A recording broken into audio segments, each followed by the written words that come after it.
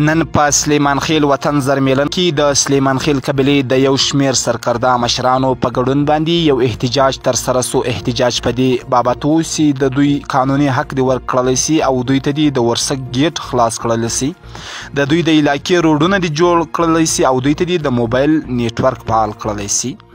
له هغه وروسته د خانکوټ له کرنیل سره مذاکرات وسول او هغوی ډاډ ورکړ چې د دوی دا ستونزه به تر IGFC او تر کور کمانډر رسوي او د دوی دغه قانوني حقوق به ورکوي. نن موږ د وزیرستان د زرمیلن ګلکچ دوره وکړه. د عزیزانو د خوشخبري کوم ته ورکوو چې نن د ورسک ګیټ په خلاصېدا په حوالې سره په زرمیلنو کې یوه د سلیمان خیل ډېره غټه جرګه وسوه او په دې کې ټول د قومي مشران او کسیران او ځوانان په ډېر غټ شمېر کې په دا جلسه کې حاضر سو.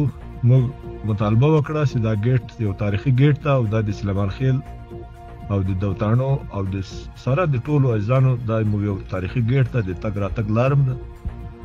نو کاروباري سرګرمي په حواله سره هم دا موږ لپاره یو ډېر غټ اهمیت عامل ګیټ ده. نو د دغه د خلاصون دپاره به حکومت د موږ د مطالبې تایید وکړي. نو بیا کرنل صاحب د هغې علاقې د موږ د قومي مطالبه په ریټن شکل کې کور کمانډر ته وعده راسره وکړه چې به نن ولګم. نو انشاءالله په دې باندې به باقاعده کاروایي حکومت جاری کی تاکہ سے د خلکو لپاره د تګ راتګ اسانتیا جوړ شي.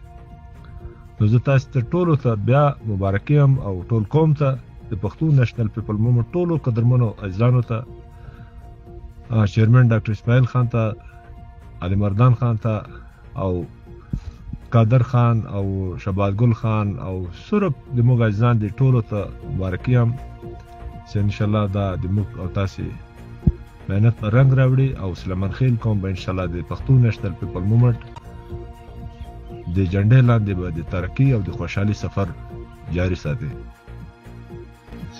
روزي محمد جوړ تکړه بیدار خیرات طبیعت ښه. روزي محمد موږ نن تللي وو زرمیانو کې تقریبا په زراو خلک و مخلوقات و بیا له هغه ځایه چې جلوس روان سو کرنیل ته خانکوټ کرنیل ته ورغلو.